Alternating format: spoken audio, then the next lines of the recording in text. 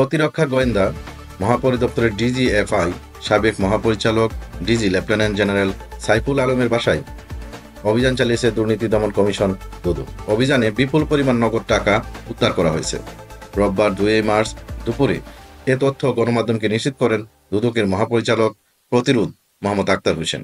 তিনি জানান, সেনানিবাসে অবস্থিত সাইফুল আলমের বাসভবনে অভিযান চালিয়ে দুদক 2,45,00,000 টাকা জব্দ করেছে।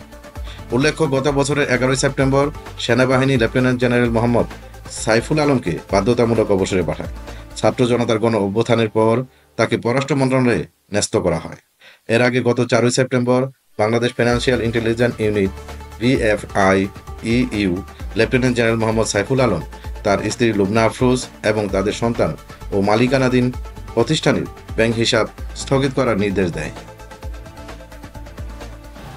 জানেন, লেফটেন্যান্ট জেনারেল জনাব সাইফুল আলম বিরুদ্ধে একটি অভিযোগ অনুসন্ধানাধীন ছিল। সেই অভিযোগ অনুসন্ধানকালে তার